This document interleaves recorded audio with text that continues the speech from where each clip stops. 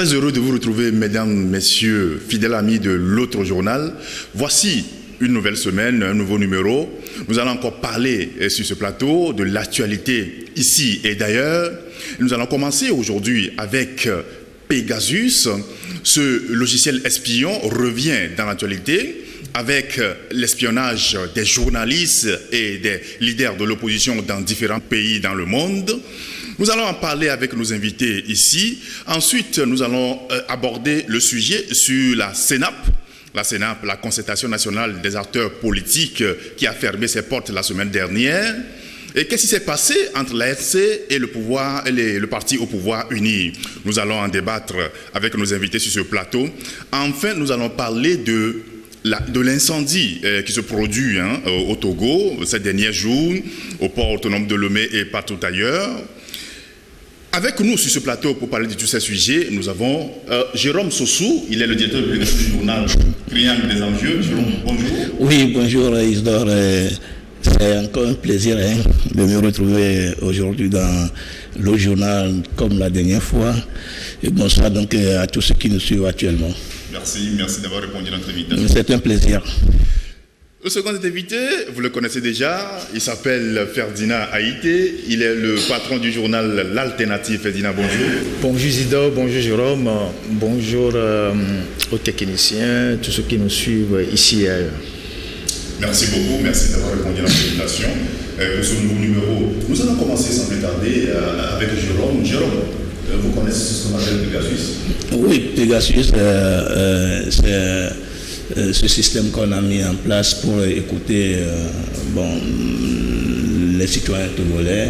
Ça se retrouve aussi également dans d'autres pays, mais comme nous sommes au Togo, il faut qu'on parle du Togo. Ce système est là depuis un moment. Ça fait rebondissement parce que entre-temps, on avait parlé de ça. Il y avait même la Ligue des consommateurs, si je me rappelle bien, qui est montée au créneau contre ce système qu'on a mis en place pour écouter les Togolais. Puisqu'on se disait que c'est un système qui est en tout cas très cher, qui revient très très cher au pays, et donc on ne comprend pas la raison qui en tout cas a mené les autorités togolaises à installer cet appareil-là partout, en tout cas à certains endroits clés de la ville de Lomé. Je crois l'avoir vu quelque part au niveau des camps. Je l'ai encore remarqué au niveau de la présidence, encore ailleurs dans la ville.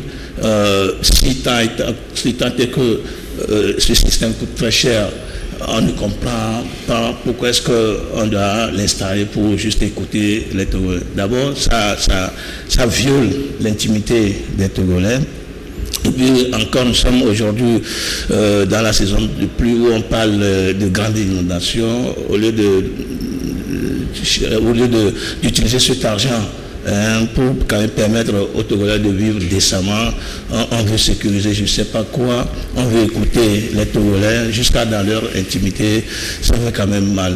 C'est pour ça que les Togolais, en tout cas, ça, à mon avis, on a installé, puisque en temps ou depuis un moment, quand vous êtes au téléphone avec quelqu'un, il parle rapidement, il raccroche, il dit nous sommes sur les côtes, ça donne quand même une zizanie, ça donne de la peur, de la folie dans le pays. Et donc, c'est comme on veut nous terroriser à tout moment. C'est comme ceux qui nous gouvernent, je ne les comprends pas, ils veulent toujours nous terroriser, ils ne veulent pas quand même nous permettre quand même de nous donner de la liberté. C'est comme le Togo rivalise la Corée du Nord actuellement dans cette façon de faire. J'ai lu un document tout à l'heure par rapport à ça. Des journalistes, plus de 80, dit-on, ont fait une enquête. 80 journalistes de 17 médias différents, dans 10 pays différents, fait des enquêtes par rapport à ça. Et tout ce que ce système-là coûte aux pays qui ont opté pour ça. Et malheureusement, dans l'Afrique de l'Ouest, c'est seul le Togo qui a opté pour ce système-là, pour en tout cas terroriser ces citoyens. C'est pas quand même du bien. Il faut quand même penser au développement, l'épanouissement des Togolais, au lieu de quand même de vouloir les terroriser, les mépriser, les presser à tout moment. Ça ne fait pas quand même du bien pour notre pays. Merci beaucoup. Et Jérôme et Ferdinand, ce dossier revient dans l'actualité. C'est parce qu'il y a des journalistes qui ont mené une enquête et qui ont fait une conclusion. Et selon la secrétaire générale de l'Amnesty International, le projet Pegasus montre à quel point le logiciel espion de NSO Group est une arme de choix pour les gouvernements répressifs qui cherchent à réduire au silence les journalistes et à s'en prendre aux militants et écraser l'opposition. C'est grave. Oui, mais ce sont les aspects spécifiques de tous les régimes autoritaires. C'est-à-dire que cela vient renforcer l'appréciation selon laquelle le Togo est un régime dictatorial, est un système autoritaire où on investit massivement dans la surveillance des citoyens, surtout les citoyens qui sont potentiellement exposés, c'est-à-dire des gens qui mènent des activités que le régime veut de temps en temps contrôler. Alors, ce n'est pas la première fois qu'on entend parler de Pegasus. Il y a déjà 3 ans, CityLab, c'est une organisation canadienne, avait déjà révélé que ce logiciel espion israélien a été utilisé pour espionner l'évêque de Balébé, Monseigneur Alornou, rappelez-vous, quelques militants de l'opposition.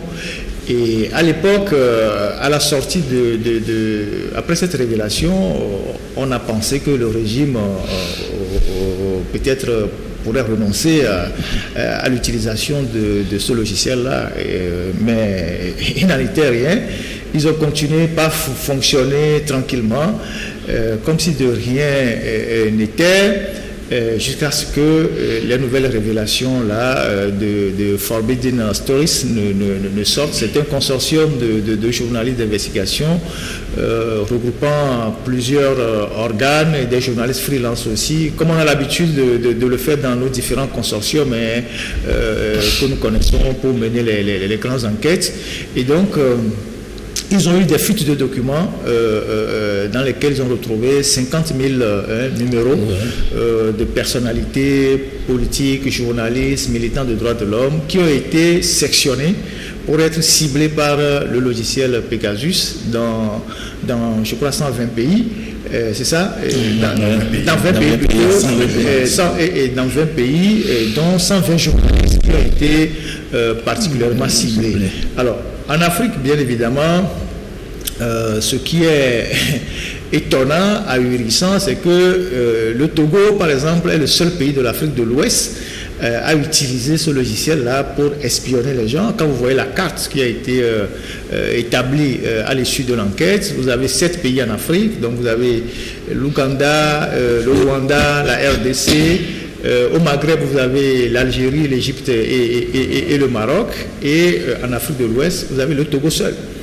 Le régime, en achetant ce logiciel il y a quoi, je crois dans les années 2017 ou même peut-être même avant, a donné des raisons comme quoi c'est pour la lutte contre le terrorisme et tout ça.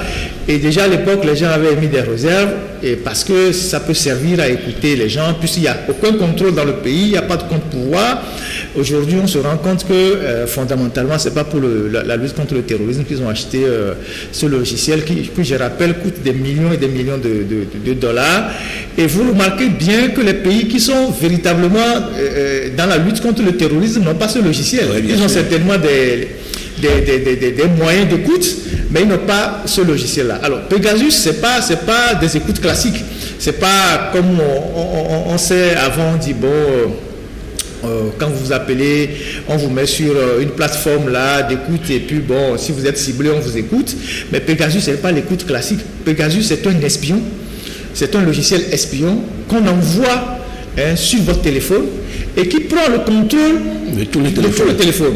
C'est-à-dire que vos applications cryptées que les gens essaient de vanter, Telegram, Signal, tout ce que vous connaissez là, ça ne résiste pas au Pegasus. Donc, ils prennent tout ce qu'il y a dans votre téléphone, les audios, les images, les vidéos, les discussions. Donc, c'est toute votre privé et votre vie privée qu'ils aspirent du téléphone. C'est extrêmement grave.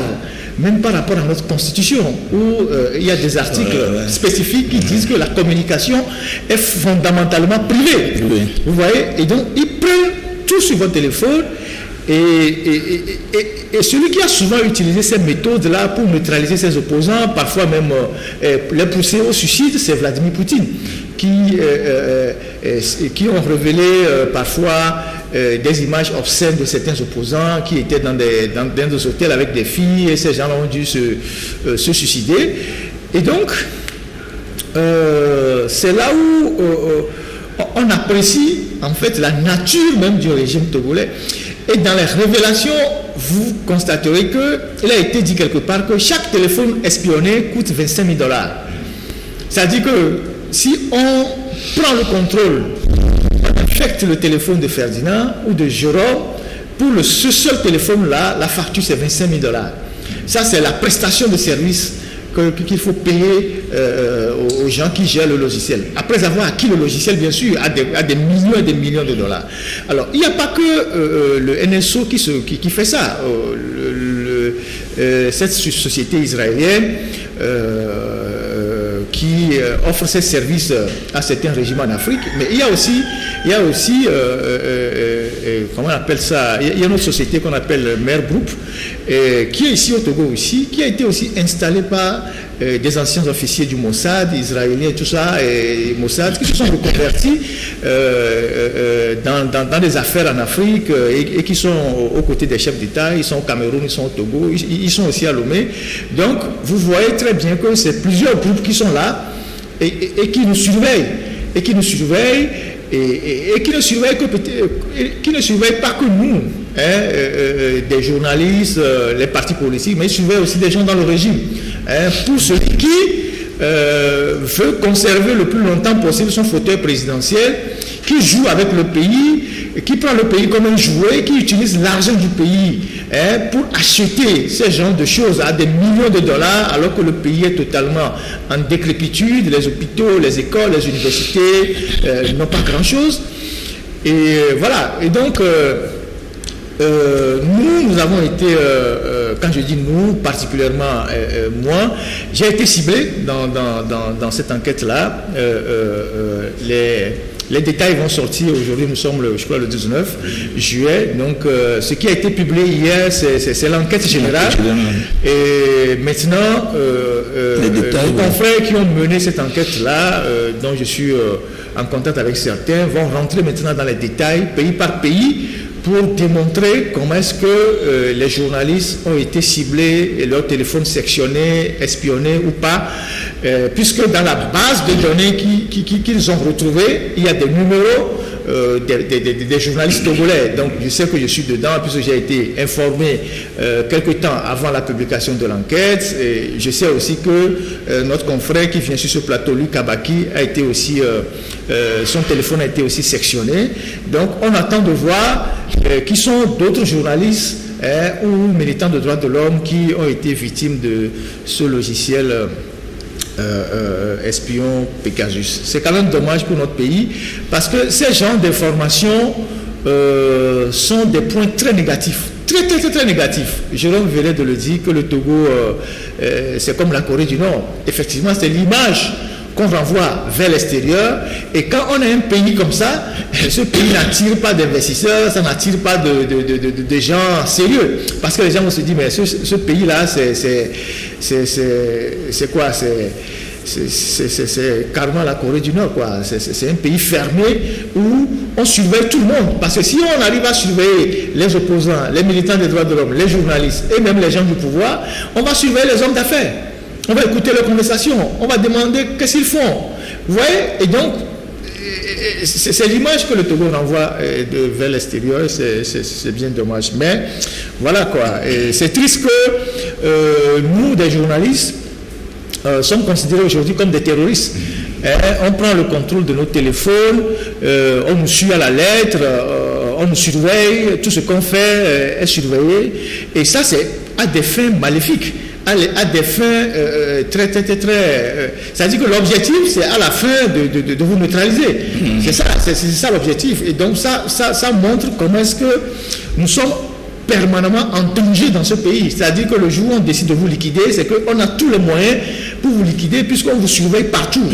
Tout ce que vous faites sur votre téléphone est surveillé par des gens qui sont payés à des millions de dollars et qui travaillent pour le régime en place et celui qui incarne le régime. Merci beaucoup Ferdinand. Jérôme, dans ce genre de choses, dans ce genre de dossier, il y a l'entreprise ou bien le groupe qui est pointé du doigt, se défend. Et dans le cas d'espèce, Enso se défend en disant qu'il est en train de faire une mission vitale et que l'enquête qui est sortie est erronée. Oh, bon, on a l'habitude de constater ce genre de trucs. Maintenant, quand ça ne profite pas, on dit que c'est erroné. Quand ça profite, on bombe les torses. Et donc, de toute façon, l'entreprise est la seule serait capable quand même de démontrer par tous les moyens qu'elle n'est pas, en tout cas, concernée par ce qu'on est en train de dire. C'est-à-dire le plus important dans tout ça, là, ce sont les pays, les populations des pays dans lesquels on a installé ces logiciels-là. Parce qu'ils sont permanemment victimes par rapport à un certain nombre de choses. On ne peut pas comprendre pourquoi est-ce qu'avec beaucoup d'argent, on va aller installer un logiciel de cette nature pour pistonner ou pour espionner quelqu'un jusqu'à son intimité. C'est extrêmement grave. Alors qu'en réalité, vous lisez sur le visage des Togolais, mais il y a la faim qui menace, il y a beaucoup de choses. Aujourd'hui, les Togolais sont très crispés. On n'a plus la liberté de faire tout ce qu'on pouvait quand même. On ne se donne plus de plaisir. Vous essayez d'appeler quelqu'un depuis plusieurs jours, ça m'arrive, on appelle quelqu'un, dit, mais Jérôme, tu es sur le côté, on ne va pas te parler. Et ça là, ça frustre l'entendement humain. Et ce n'est pas quand même bien. Aujourd'hui, je ne sais pas pourquoi est-ce que le pouvoir public togolais va vouloir quand même installer ce genre de logiciel. Et ce qui est encore plus grave, on laisse tomber tout ça là, on accuse les journalistes comme ce sont eux qui salissent l'image du pays à l'extérieur par rapport à leurs écrits, par rapport à leur, par rapport aux débats qu'ils font dans des différentes émissions. De toute façon, aujourd'hui, on le dit, on continue de le dire, le globe terrestre est devenu un village planétaire où on peut rester sous son lit et découvrir tout ce qu'on veut. On n'a plus besoin d'aller quand même en Allemagne, à Paris, ou je ne sais pas où, pour parcourir le globe terrestre pour se dire qu'on va aller convaincre des investisseurs pour venir dans ce pays. Tout le monde sait ce qui se passe au Togo. Tout le monde si même aujourd'hui les partis politiques n'ont plus la capacité ou n'ont plus la liberté de manifester, de tenir des meetings populaires, je crois que le pays va à volo. Franchement, il faut le dire. Aujourd'hui, les militants des droits de l'homme, ils n'ont plus la capacité. La société civile n'a plus la liberté de mener ses activités. Les journalistes, il y a quand on veut écrire un article, il y a autocensure. On dit, je ne vais pas écrire ça par rapport à ci, par rapport à ça. Et tout ça là, ça ne donne pas quand même une bonne image à ce pays. C'est pour ça qu'il revient fondamentalement aux dirigeants du pays de réfléchir d'une autre manière. Le terrorisme là, ce ne sont pas les journalistes qui quand même vont demander à ces terroristes, à ces hommes malveillants de venir dans ce pays. Mais si véritablement, comme on l'a dit en 2017, quand on a installé ce logiciel contre le djihadisme, le terrorisme, qu'on laisse tranquillement les populations vaquer à leurs activités, faire librement tout ce qu'elles veulent faire. Maintenant, on a pris beaucoup d'argent. On paye des gens même qui sont qui manipulent ce logiciel-là, parce qu'il faut encore des gens pour le faire. Tous ceux qui sont là pour enregistrer, tous ceux qui sont là pour contrôler, tout ça, on le paie. Alors qu'on crie à tout moment qu'il n'y a pas d'argent dans le pays. L'argent est parti où? D'abord, il y a les voleurs qui prennent la grande partie, les braqueurs qui sont là. Il y a même les voleurs. Je parle de la minorité, je parle de la minorité, les voleurs de la République qui prennent la grande partie, il y a les braqueurs qui sont là, il y a encore d'autres personnes. Aujourd'hui, tout le Togo fonctionne comme si, quand on ne vole pas, on n'est pas humain. C'est comme ça, c'est l'impression que ça donne. L'administration aujourd'hui est transformée, je ne sais pas, n'importe qui, comme quelque part dans l'administration, il doit vouloir s'enrichir. C'est comme ça l'image que le pays donne aujourd'hui. Et personne ne dit rien. Il n'y a pas d'autorité, il n'y a personne qui peut taper du poing sur la table pour dire mais arrêtez l'hémorragie, mais tout le monde fait ce qu'il veut, tout le monde est chef. Tout le monde est commandant dans son clan, il veut comme il veut, et puis personne ne dit rien. On laisse tomber tout ça là. Bon, on fait face maintenant aux journalistes, comme quoi ce sont eux qui vont, en tout cas, demander aux investisseurs de ne pas venir dans ce pays. C'est très mauvais. C'est très mauvais. Si on va continuer pas à gérer le pays de cette manière-là, je ne sais pas où on va. Maintenant, il n'y a pas de répondant. Il n'y a pas de répondant devant ces agissements parce que tout le monde a peur. Tout le monde aujourd'hui a peur. Il n'y a même plus ceux-là qui se disent les grands opposants, on n'en trouve plus. Il n'y a plus ça dans le pays. Il n'y a plus de la société civile. En tout cas, il n'y en a plus quoi. Franchement, vous regardez l'image, vous regardez l'atmosphère qui règne dans le pays actuellement, ça fait triste. Ça fait triste. Et pourtant, tout ça là, parce qu'on veut régner pendant longtemps.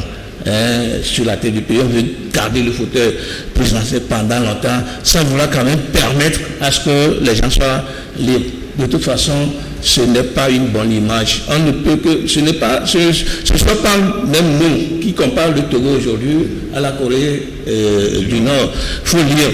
Il faut voir tout ce que les gens écrivent sur les réseaux sociaux, il faut lire, il faut aller voir, on compare le Togo aujourd'hui, ce petit pays de 56 600 km à la Corée du Nord, alors qu'on n'a rien, on n'est pas capable de fabriquer l'allumette, alors que nous avons le phosphate avec nous, on n'est pas capable quand même de faire du drainage pour alimenter nos champs.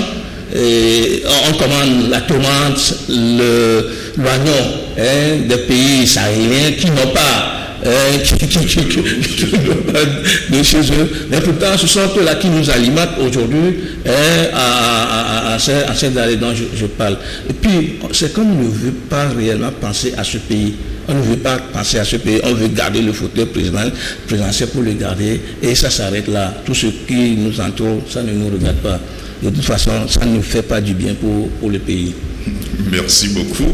Ferdinand, NCO en se défendant, a dit qu'il a créé ce logiciel espion pour lutter contre le terrorisme. Bon, aujourd'hui, on sait que le terrorisme, ça menace aussi le Togo. C'est pourquoi le pouvoir togolais a opté pour... Ça menace le Niger, qui sont beaucoup plus menacés par les djihadistes, comme le Niger, le Mali, le Burkina Faso, n'ont pas eu recours à ce logiciel. Nous, ce que nous constatons, c'est que ce logiciel, avec l'enquête qui vient d'être publiée, et qui est la deuxième après celle de CityLab du Canada, et que ce logiciel est acquis prioritairement au Togo pour écouter les opposants et traquer les journalistes. Ouais. Donc, nous on s'en tient à ça. On ne s'en tient pas à ce qu'eux ils racontent. Ça, c'est ce qu'ils racontent pour se défendre. Mais puisque c'est eux qui manipulent le logiciel, puisqu'il y a un service après-vente, c'est eux qui ont la technicité pour manipuler le logiciel et extraire les informations pour le régime togolais. Ils ne peuvent pas dire que tous ceux qu'ils ramassent dans leur panier sont des terroristes, comme information. Ils savent que dans ce filet qu'ils lancent là, et il y a des journalistes, des hommes politiques, des hommes de la société civile, des religieux. Et il y a même de l'armée, des gens de l'armée. Dans l'armée, tout ça, dans le régime. Vous voyez, et donc ils ne peuvent pas se défendre dans ce cas-là. Vous savez, il y a un célèbre film américain, je ne sais pas si c'est américain ou quoi, là, qu'on appelle Ennemi d'État, qui a été diffusé pendant longtemps. Et je pense qu'aujourd'hui, nous sommes dans la catégorie, nous, de simples journalistes, d'ennemis d'État. Mais ce qui est triste et dommage dans cette histoire-là de Pegasus et de tous les millions de dollars qu'on a investis pour acquérir ce matériel, et en plus les factures que ces experts font à nos États. Je le rappelais tout à l'heure que chaque téléphone infecté coûte 25 000 $. C'est ce que l'enquête révèle.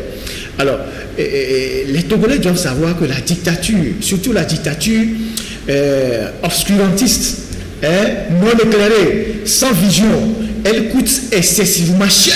Très cher. Comment l'appelle-t-on?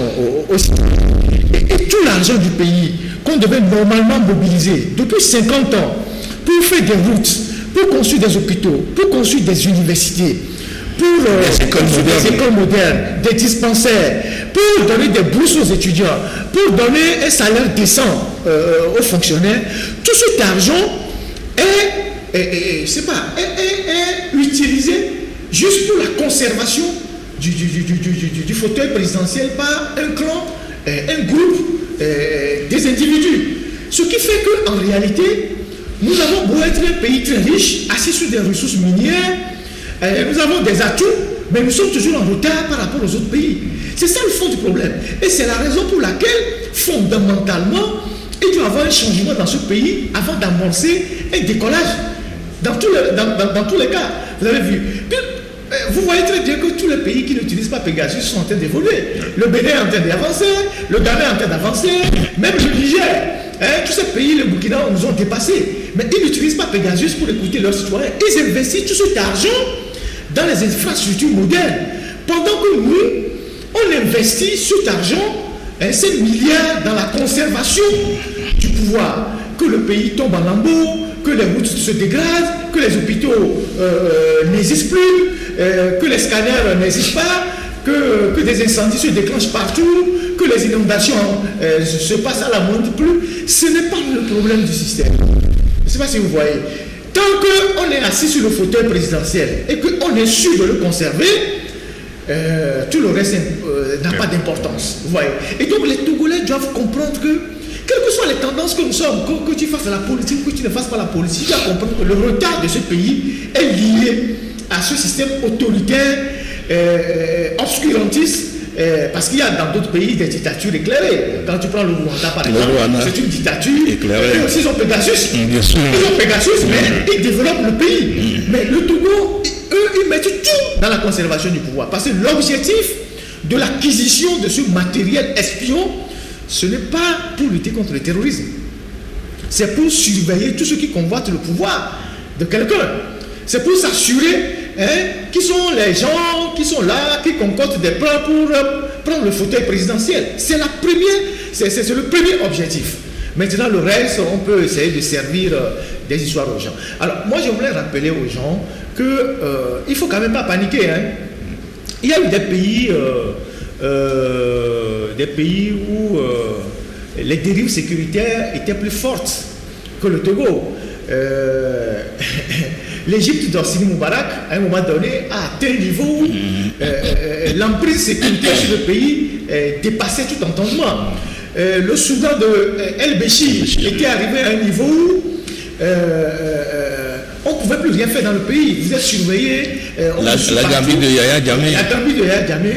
Il faut juste savoir que ces systèmes ont énormément de failles. Et puis, le premier objectif de ceux qui achètent ce système-là, c'est de semer la panique dans la population.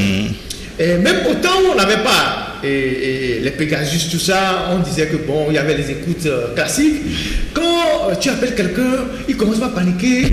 Oh, c'est bien on est sur écoute et tout ça. Il faut que les Togolais comprennent qu'on ne met pas tout le monde sur écoute.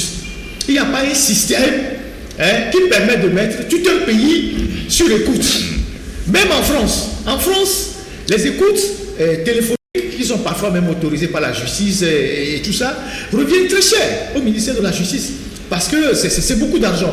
Il faut acquérir du matériel, il faut un personnel, il faut c'est un travail énorme. Donc, les tables d'écoute, généralement, c'est comme vous avez les tables de mixage là, où on dit, bon, on a ciblé Jérôme, parce que bon, ces activités représentent une menace pour le pays, ou bien on veut savoir avec qui il est en lien et tout ça, on le met sous surveillance.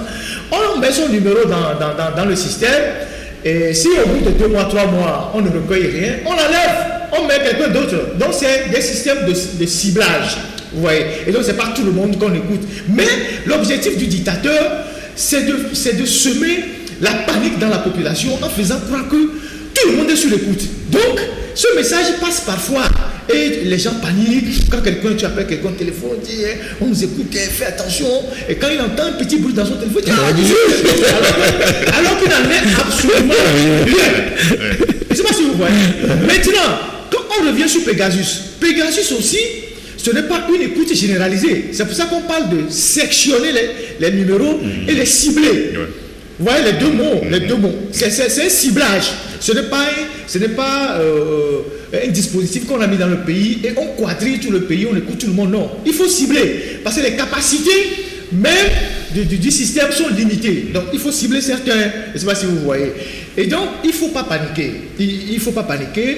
En plus, nous qui sommes généralement dans le milieu des investigations, on nous apprend à protéger nos données, nos systèmes, les mails, à crypter un certain nombre de choses. Donc on sait comment, de temps en temps, il faut essayer, quand tu sais que tu es sur un dossier sensible, contourner tous ces genres de choses. Alors, si vous menez des activités et que vous-même vous savez que potentiellement, je dis bien potentiellement, on peut vous mettre sur l'écoute, il faut juste prendre vos mesures.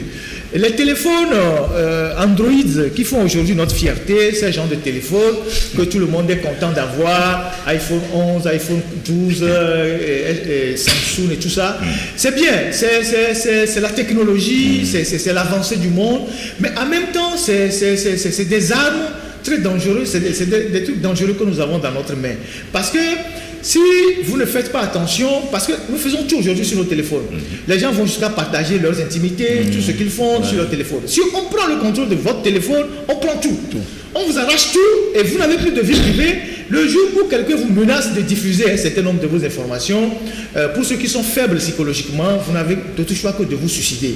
Alors, il faut utiliser les Android, d'accord, mais il faut les utiliser juste pour des choses ordinaires. Si vous savez que vous êtes un homme potentiellement exposé, évitez, si vous êtes un homme public, évitez de partager certaines choses sur vos téléphones, des choses qui sont liées à votre intimité, la vie privée. Il ne faut jamais faire ce genre de choses. Ça, c'est des choses qu'il faut avoir d'abord parce que les gens, ils sont partout, même qu'ils sont dans la douche, ils ont leur téléphone, ils sont aux toilettes, c'est des trucs très dangereux. C'est comme ça qu'il y a des fuites parfois d'images qui se retrouvent sur Facebook où on voit les gens tout nus et tout ça avant qu'ils ne se rendent compte que bon, le truc est parti, il y a déjà une erreur, quoi. Donc, il faut faire très attention quand vous manipulez les téléphones Android. Maintenant, il y a les téléphones qui ne sont pas Android. Les téléphones, parce que ce qui est Android est lié à une connexion. Et c'est à partir de la connexion qu'on rentre dans votre téléphone. On prend le contrôle du téléphone. Ce n'est pour rien que dans les pays comme la Russie et dans d'autres pays comme aux États-Unis, dans certains milieux assez sensibles dans les services de renseignement, on a ramené les anciennes machines à taper.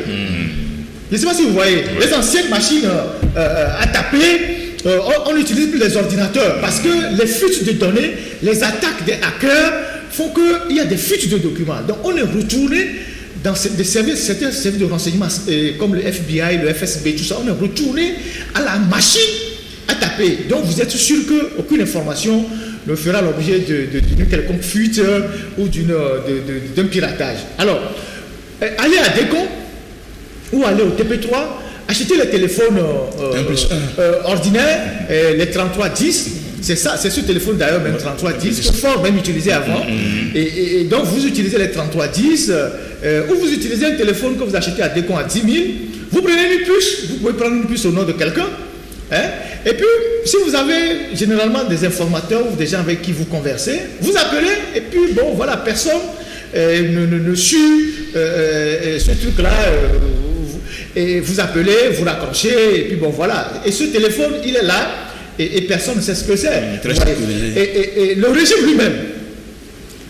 lui-même, après avoir... Vous rappelez-vous qu'il y a eu une information à l'époque comme quoi des téléphones de certains chefs d'État avaient été piratés et qu'on avait cité le téléphone de Faure Gnassingbé. Et depuis ce moment-là, même ses propres ministres qui sont sur des dossiers sensibles, les gens qui voyagent souvent, le téléphone qu'ils utilisent pour les appeler, ce n'est pas des Android. Les gars, ils ont des téléphones de 10 000 francs de décon, ils ont une puce dedans, lui aussi il a un téléphone comme ça. Et quand il veut passer un message, il les appelle. Après, maintenant, les Android, ils utilisent ça pour blaguer avec les gens, les femmes et tout, vous voyez. Et donc, il faut que si vous êtes potentiellement exposé, il faut avoir ce téléphone-là avec vous. Et bien évidemment, la personne avec qui vous voulez converser aussi doit avoir ce genre de téléphone. Maintenant, si vous n'êtes pas sûr de ce téléphone-là, privilégiez les contacts humains. Privilégiez les contacts humains. Vous pouvez par des intermédiaires, prendre des contacts avec des gens, c'est plus efficace que de parler au téléphone.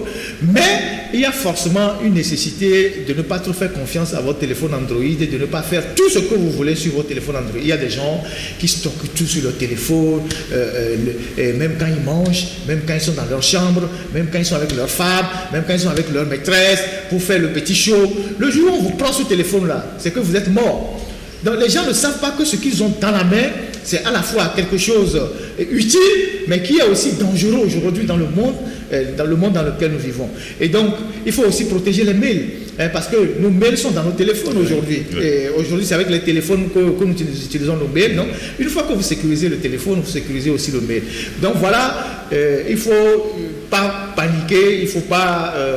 il faut pas paniquer. Il y a des pays qui ont été plus surveillés que le Togo, mais lorsque le moment est venu, pour que les surveillants tombent, ils sont tombés.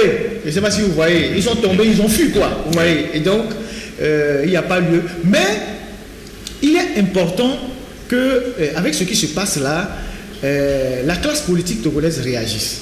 Parce que vous ne pouvez pas continuer par taire sur des faits aussi graves que ce qui est en train de se passer. Pas forcément parce qu'on écoute les journalistes, parce qu'on écoute aussi les hommes politiques. Oui. On écoute aujourd'hui, l'enquête concerne beaucoup plus les journalistes, parce que c'est les journalistes qui mènent cette enquête-là. Parce que derrière cette enquête-là, il y a une démarche mondiale que l'ensemble des médias et les organisations de protection des données vont faire contre un certain nombre de pays, des plaintes, des démarches envers l'ONU, d'un certain nombre de pays pour la protection de la presse. Je ne sais pas si vous voyez.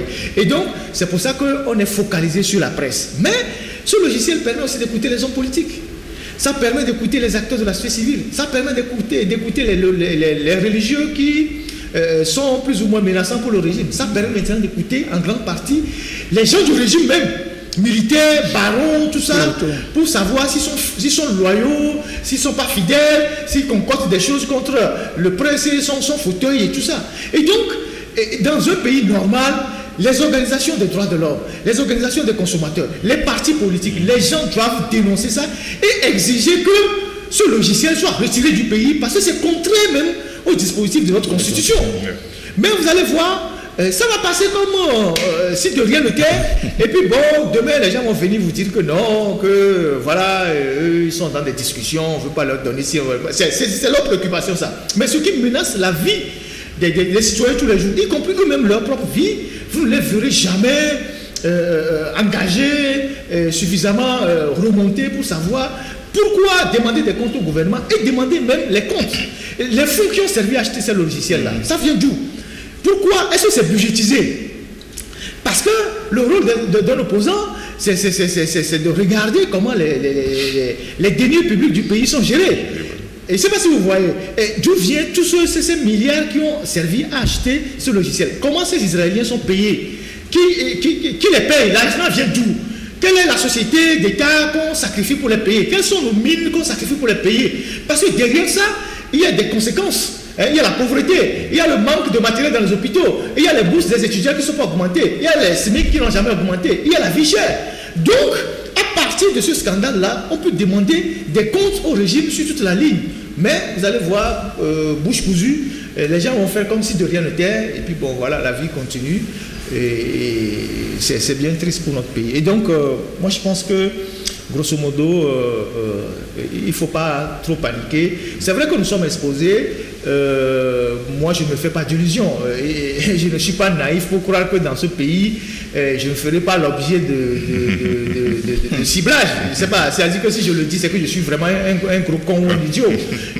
Maintenant que les données qui ont été recueillies par nos confrères dans le monde entier, on retrouve nos numéros dans les bases de données, c'est une confirmation officielle que nos téléphones sont généralement surveillés, tout ce que nous faisons sont surveillés. Malheureusement ou heureusement, je ne sais pas, nous on ne prépare pas de coup d'État. Tout ce qu'on dit ici, là, c'est ce qu'on dit sur nos téléphones.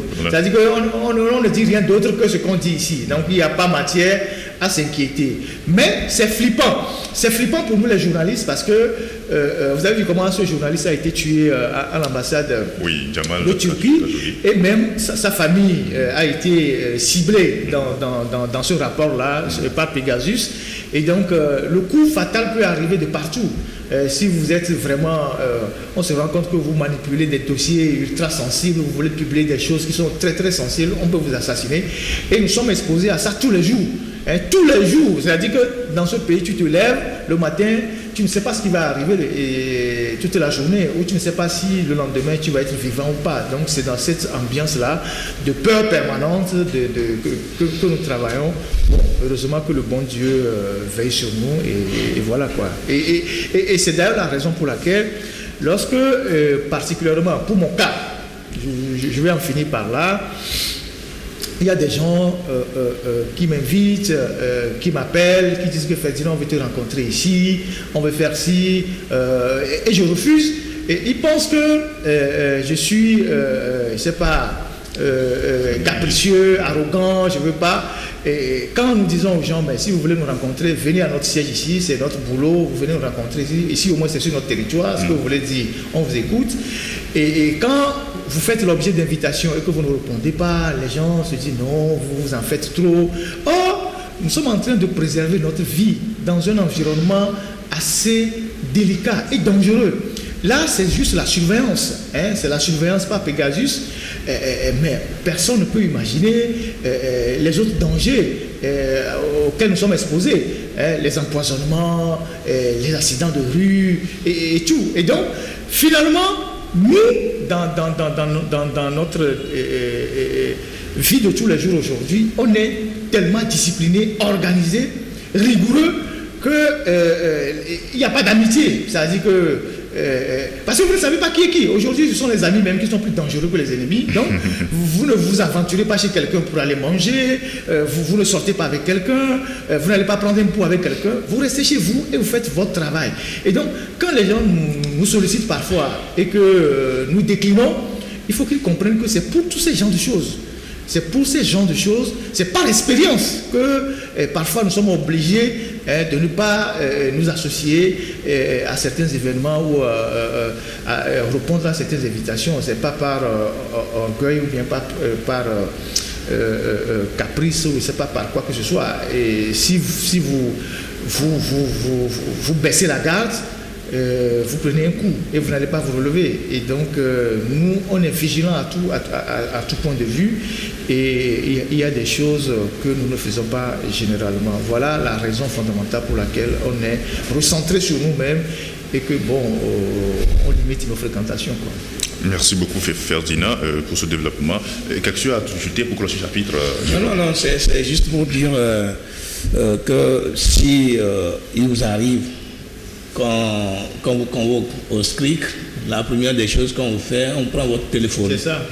On prend le téléphone parce que le téléphone va servir de traçabilité. Ce qui d'ailleurs n'est pas normal. Ce qui n'est pas normal. Le droit de prendre votre téléphone. Oui, on prend le téléphone, ça va servir de traçabilité. Tout ce que vous avez fait durant un certain nombre de jours, de mois, s'il faut se limiter là-bas et voir avec... Et vous avez d'autres projets demain ou après-demain. Et donc, bon, de toute façon, comme l'a dit Ferdinand, nous nous sommes dit que nous allons faire ce travail, nous le faisons, nous allons continuer de le faire.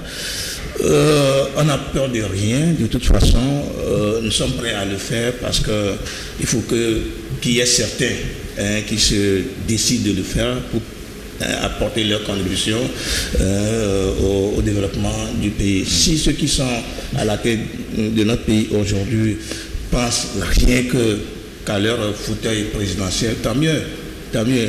Ce qui est sûr est que rien n'est éternel. Si la population ne se lève pas aujourd'hui pour réclamer son droit, je crois que Dieu là, il fera de toute façon. La nature s'en chargera. Il faut n'assimiler, tous ceux qui l'entourent ne sont pas éternels. Sinon, son papa ne mourra jamais. Sinon, Omar Bongo ne mourra jamais. Et donc, si aujourd'hui Yaya Jammeh n'est plus président de la Gambie, Omar El-Béchir, avec tout ce qu'il avait fait contre son peuple, ne sont plus aux affaires, cela veut dire que d'ici au lendemain, ou je ne sais pas quand, M. Faure Gnassingbé partira. Il partira peut-être de lui-même, peut-être par la décision de la nature, peut-être par le peuple qui ne va plus accepter qu'il continue de gérer le pays de cette façon-là. Donc nous, aujourd'hui, nous sommes là pour apporter notre contribution. On n'a pas envie de devenir président de la République. Moi, je n'ai même pas envie de devenir ministre ou directeur d'une société d'État. Moi, je suis tranquille dans mon métier. Tu ne veux pas manger un peu? Je ne veux pas. Tu as dit quoi? Tu ne veux pas manger un peu? Moi, je crois un peu. Mais si le pays bouge très bien, je crois que je suis très à l'aise dans mon boulot. Je mets sur le marché mes parutions, et lorsque les Togolais vont l'acheter, je crois que je vais faire mon bénéfice, et je vais nourrir ma famille, et puis ça me va comme ça. Donc je n'ai jamais l'ambition de devenir ministre, président de la République, quand on pense aux terroristes contre le pays. Et donc tous ceux qui sont là aujourd'hui, et leur première ambition, en tout cas, c'est de piller le pays. C'est ça. C'est le mode de gouvernance aujourd'hui. C'est le pillage. Quand on te met quelque chose là, quelque part, il faut voler. Forcément, il faut voler. Il faut piller. Bon, je ne sais pas si... Je pose parfois des questions de savoir, est-ce que ces gens-là même se disent que leur temps de partir arrive à grands pas? Pourquoi? C'est pour cela qu'ils sont trop pressés de voler le pays, parce qu'ils ne savent pas ce qui va se passer demain. Et donc, si c'est comme ça, l'intention ou la pensée des gens aujourd'hui, ça va être assez grave. Et moi, tout ce qui me dérange, les Togolais sont devenus, je ne sais pas quoi, tout ce que, je ne sais pas si on les a mis dans, comment ça s'appelle, au Sagmido, alors au sort de Vaudou, mais je ne sais pas. Tout ce qui se passe, les Togolais ne réagissent plus. Je ne sais pas pourquoi. On a augmenté le prix du péage, on a augmenté le prix de l'essence. On a créé d'autres tâches. Les Togolais sont là, ils croisent les bras, ils disent Dieu va le faire. Comme si Dieu n'est pas pour les autres pays. Et puis, ce qui est bizarre, c'est normal. ils arrivent... Quand le Premier ministre dit que tout va bien au pays, c'est normal. Eh bien, ailleurs, je pense que des gens vont se lever comme ça. Je suis sûr que si c'est ailleurs que le Premier ministre, Mme Dogbe, avait dit ça, le peuple ne sera pas d'accord avec elle. Mais malheureusement, c'est comme on a applaudi. J'écoutais une femme la dernière fois dans une émission qui disait que, après tout, Madame le Premier ministre est une personne, est un être humain, il lui revient fondamentalement de commettre des erreurs. Et elle ne fera plus que ce qu'elle est en train de faire. Moi, j'étais étonné, j'étais tombé dans la nuit, je me suis dit, mais si les Togolais ont aujourd'hui cette mentalité, le pays, là, je ne sais pas, je ne connais plus son avenir. Si sincèrement, on a augmenté toute cette comment peut-on, le PA, l'État, toutes ces tâches-là, la vie est devenue très chère. Et même on a demandé les femmes pyramides. C'est-à-dire, il y avait une organisation la semaine passée où on a dit qu'il faut porter des habits noirs du 12 au 18. J'ai parcouru Lomé. Je n'ai pas vu des gens porter des habits noirs. C'est comme si, bon, on n'a pas fait tout ce qui se passe. Moi, je ne comprends plus. Et ce qui est un peu bizarre est que quand ils sont dans des groupes de débat, ils font allusion au Ghana, ils font allusion au Burkina, au Niger, ils font allusion d'autres pays qui se développent. Et maintenant, c'est comme si ces gens-là, eux, ils ont croisé les bras pour voir le pays tout seul se développer. Mais la contribution de tout un chacun est importante. Aujourd'hui, le Togo, C'est comme je ne comprends absolument rien du comportement des Togolais.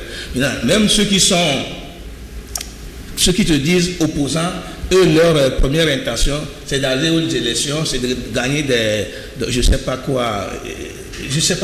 Et puis ça s'arrête là-bas. Ça s'arrête là-bas, ils sont tranquilles. Personne ne dit plus rien. On laisse un boulevard, M. Fornia-Sibé. Et tous ceux qui l'entourent, des gens volent, pillent, ils font du désordre, ils font du n'importe quoi.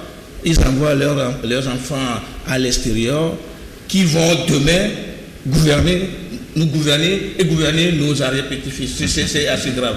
Je voulais dire une dernière chose avant qu'on ne passe à la pause. Et pour expliquer aux Togolais qu'il y a longtemps, il y a très longtemps, que nous avons l'habitude de dire dans les émissions, que ce soit à l'époque quand j'étais sur les radios ou aujourd'hui dans l'autre journal, que Fornia-Sibé n'a pas pris le pouvoir pour le laisser de sitôt.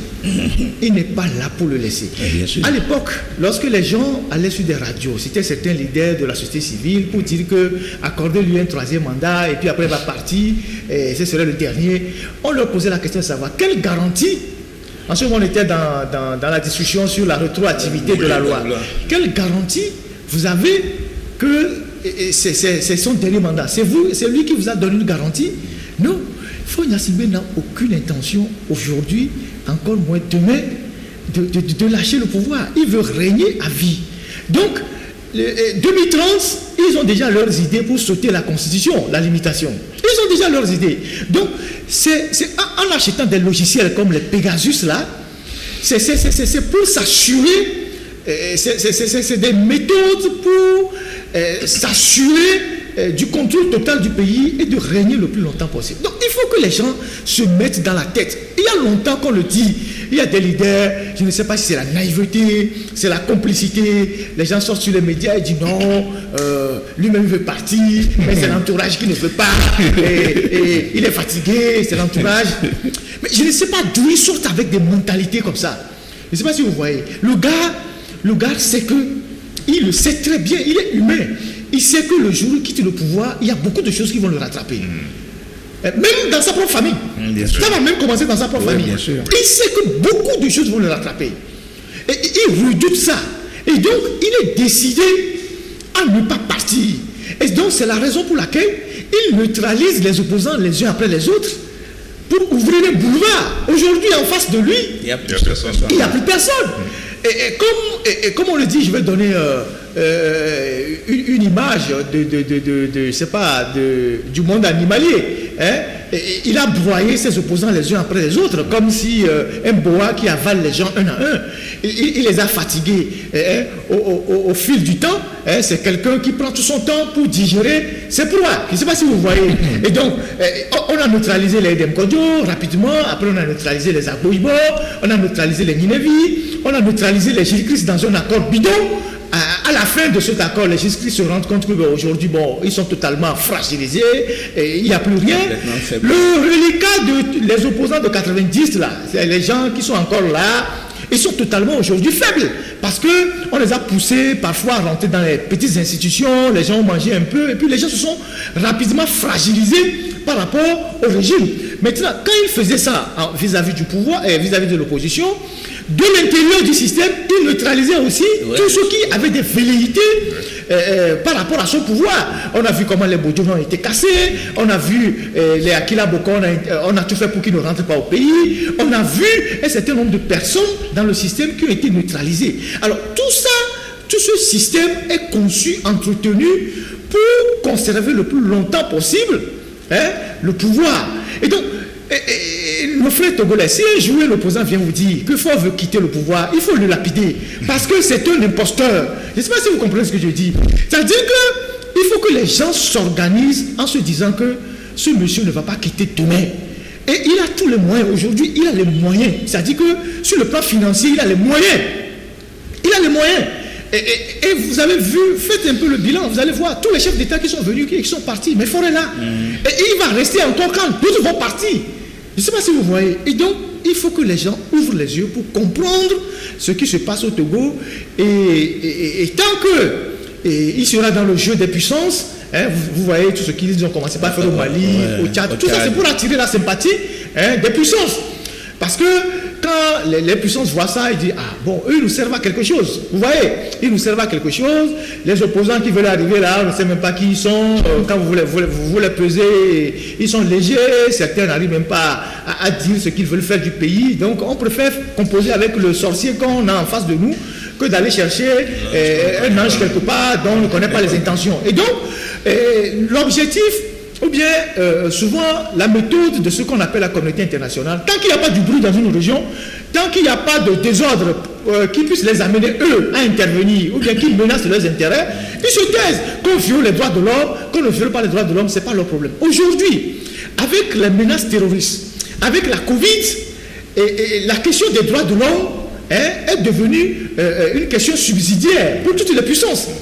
Je ne sais pas si vous voyez. Donc vous voyez comment est-ce qu'il y a les dérives dans les pays. On ne dit plus rien quand vous parlez des droits de l'homme, les ambassades, tout ça dit non. Et le Togo donne une belle image. Voilà, donc c'est bon. Vous voyez. Donc il faut que les gens se réveillent, qu'ils réfléchissent et comprennent que l'objectif de celui qui tient le pouvoir en achetant tout ce matériel d'écoute, tout ça, c'est pour conserver le pouvoir le plus longtemps possible. Donc il faut sortir de la naïveté qui a longtemps été la méthode de fonctionnement des responsables politiques qui se sont fait avoir les uns après les autres depuis des années.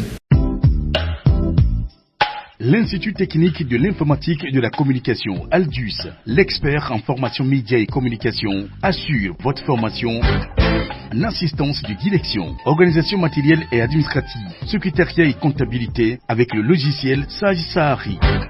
Communication visuelle, conception, infographie, édition, relations avec l'imprimeur, électronique, maintenance et réseau informatique, caméra de surveillance, production télévisée, cinéma et reportage avec son, images, montage, production et réalisation, masterisation du son et programmation de musique sur ordinateur. Institut Aldus, une formation à votre rythme. Oui, merci messieurs. Vous parlez il y a longtemps. On va vous donner un peu de pause et reposer-vous un peu. Nous allons revenir après une petite pause.